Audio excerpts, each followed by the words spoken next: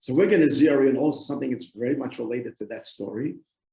And that is as follows. So let's begin our journey. So Leah, this week is the birth of the 12 tribes, and all the names are given by their respective mothers, except for Levi, all given by their mothers, and the names are all given as an expression of the relationship with Yaakov in general. So first, let's go to the first quote that I sent you, which is actually on your page, the middle one. So the Hebrew, I'll just say in English, Hashem saw that Leah was rejected, and Hashem opened her womb, and Rachel was barren. So she gave birth to a son, she called him Reuven. Reuven means re'iyah, to see. She said, Hashem saw my affliction, and now my husband will love me because I had born a child. Got pregnant, next pasuk, and she gave birth to a son, and she said, Kishoma Hashem kisnor. God has seen that I am hated or rejected. And he has given me this son. She called him therefore Shimon, Shema, to hear. She gave birth to a third son. Now she said, my husband will join with me. Why? They all knew all 4 wives are going to be 12 tribes. They assumed each one will have 3 children. That was the assumption. Now that I gave a birth to 3, I have fulfilled my responsibility. My son will join with me. She called him Levi, because Levi means to attach. She got pregnant again, and she has a 4th son. Now she's full of gratitude and thanks, but she's had more than the expected quota. So what she called him? Yehuda, Modeh, Todah, thank you.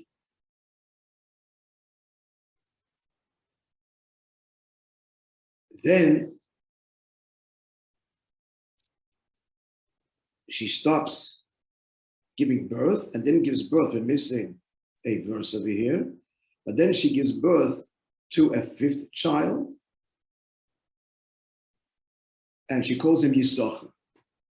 Yisachar means reward, because she stopped giving birth. What did she do? She gave a maidservant to Bilam, to Yaakov.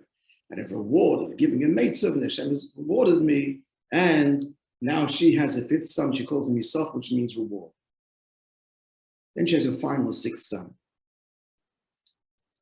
And she says like this, which means God has given me a good portion. Hapam, this time, Yizbeleni ishi. And Rashi explains, look at the word Yizbeleni, Loshen Beizvul, it means a permanent home. In Old French, it's called a herbery, something that's Old French. Beis model, a dwelling. Me'ata, from now, Loite Ikedirose Ele, his primary residence, Yaakov, will be with me. She actually, Bonim Keneged Kol Noshev. I have 6 children, half of the tribes. All of the others all together will only have 6, and I have 6. And therefore she called him Zvulun. Zvulun. So what does Zvulun means? A permanent dwelling. Now my tent will be his primary tent. Why? Because I give birth to Zvulun. That's the story. Going deeper. Everything in Torah is precise. So it's not merely because of the number, it's the 6th kid. The fact that this 6th child is Zvulun, his property and characteristic, that is the reason why Yaakov's primary dwelling will be by me. And in fact, the name Zvulun means primary dwelling, so it's got to be connected to the child Zvulun, which then engenders the next question. So Yaakov's primary dwelling will be by Leah because of Zvulun. Wait a minute. We all know what's Yaakov's primary identity? Torah. The Torah describes him as a ishtam, a wholesome, innocent person. Yoshev, a holy dweller of tents. What tents? Yeshiva, Shem and Ava. Shem was Noach's son, Ava was his grandson. They made a yeshiva where they taught monotheism and all the teachings of Avram, that Yitzchak and Yaakov, that they knew prophetically, that Adam knew, being created by God himself. He was privy to divine knowledge. All of this was taught in this yeshiva. That's where Yaakov, that was his world. You also all know that the 3 pillars upon which the world stands. Torah, Avodah, Gemilas Chasodim. So Torah is Yaakov, Avodah, which means service of the heart, sacrifice. That's Yitzchak. Gemilas Chasodim is is Avraham. Chesed, Gvura, Tiferes, again, the same thing. Chesed is Avraham, Gevura is Yitzchak, and Tiferes, which is Torah, is Yaakov. Now, Zevulun is the merchant. Zevulun is the businessman. His portion was on the edge of the Mediterranean, and you all know that many institutions have the Yisachar Zevulun Award. Yisachar were the teachers. Zevulun is the merchant. They made a deal. Zevulun, business, successful, build the yeshivas and have a share, a partnership. And so they give the Yisachar Zevulun Award to their supporters. But that begs the question. Yaakov's in his Torah, so what's he going? His primary dwelling place is Zevulun, who is the merchant. They might want to answer, Rabbi, you just gave the answer, because this is a partnership. Without Zevulun, there is no Yisachar, which is why Moishe Rabbeinu, at the end, before he passes away and he blesses them, he mentions Zevulun first, even though he was born 6th and Yisachar was 5th. He says these words in VaYeitzei bracha: Smach Zevulun b'tzisecha, rejoice Zevulun in your venturing, going out, seafaring ventures. V'Yisachar b'yalacha and Yisachar in your tent. He's the only 2 tribes that he blessed together. That's the whole origin of this whole partnership. Note, he put Zevulun first, because in Kemach, in Torah, there's no bread, there's no Torah. If you can't support this, there's no yeshiva. So that's the answer, Rabbi. That's the answer you're going to say. That's why Yaakov's tent, he's taka Torah, but there's no Torah without Zevulun. The answer is not satisfactory. Because it's true that Zevulun supports the Torah, but that's not where the yeshiva is. The yeshiva is not in your business. The yeshiva is the yeshiva. Where does he live? Where's his place of residence? It's at the yeshiva, the Beis Medrash, and the Beis HaKnesses. And he's supported by Zevulun, no question about it. But the dwelling place, and the primary dwelling place, and the eternal dwelling place, Beis Zevul, which Rashi brings, is actually a reference to the Beis HaMikdash. It's called, Shlomo Melech called it the Beis Zevul.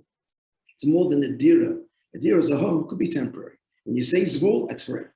So his forever dwelling place is going to be where? In Zvulun's domain. It's not. His world is eternally the Beis HaMikdash. It's the world of Torah, supported by Zvulun. That's not where he resides. So we still have to go a little bit deeper. We can ask another question about Yaakov himself.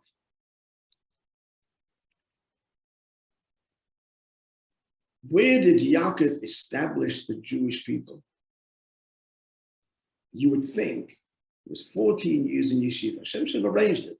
Those 14 years in yeshiva, that's where he marries and has his, when he's a kreiler younger man, and that's where he has his children.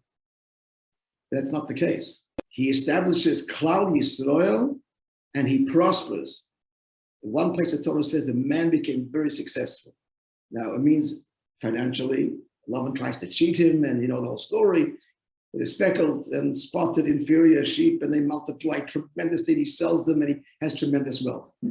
But we have to appreciate a man like Yaakov. His success is spiritual. And the Torah says, "VaYeitzei became very successful." It means spiritually. So the question: where does he become spiritually successful? Where does he establish 12 tribes? In Lavan's house? That's not his world. So a similar kind of question. Yaakov being in Zevulun's tent. So you might want to answer like this. Right? We know the answer to this question. It's the old answer. Hashem is Ava Kadosh Baruch Hu Liyas Leidira B'Tachtonim. Hashem desires, where should his home be?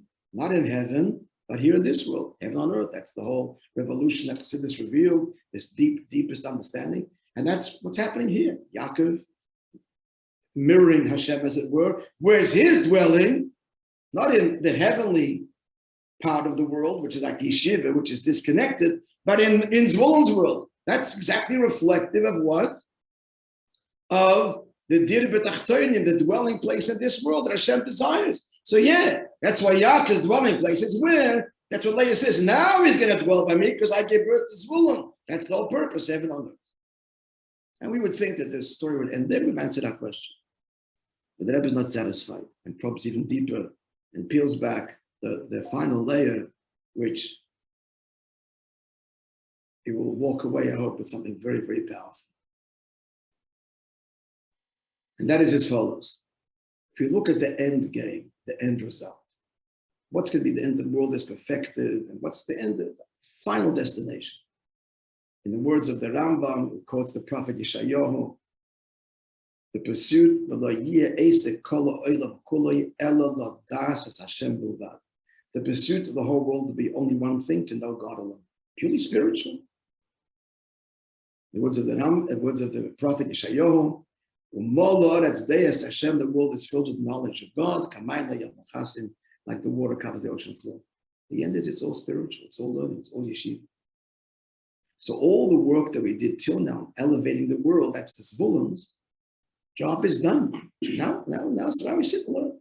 The end is it's not. The focus is not the Zvulun engagement. That is a means to an end. It's temporary. Elevate the sparks, build the world, and now what? Now what? The whole world becomes like a Beis Medrash. The end is Yaakov in the end. And Zvulun is just a stepping stone. But the final destination is spiritual. So the question still persists. Yaakov's dwelling place is in Zvulun, as if to say somehow Zvulun still has this role to play forever. In Zvul means the eternal home. When no, his role is over. We're not engaged, no business anymore. We've elevated the sparks, we've done the job, we built it. Yeah, thanks to you. You guys built it. That's why you're going to be blessed first. So you get a big plaque and a big recognition. Thank you very much. But what's now? The end is, you sit and learn. The end is the Yaakov world, not the Zvulun world. So what's Zvulun doing there? Job is done. So here comes the Moishe answer.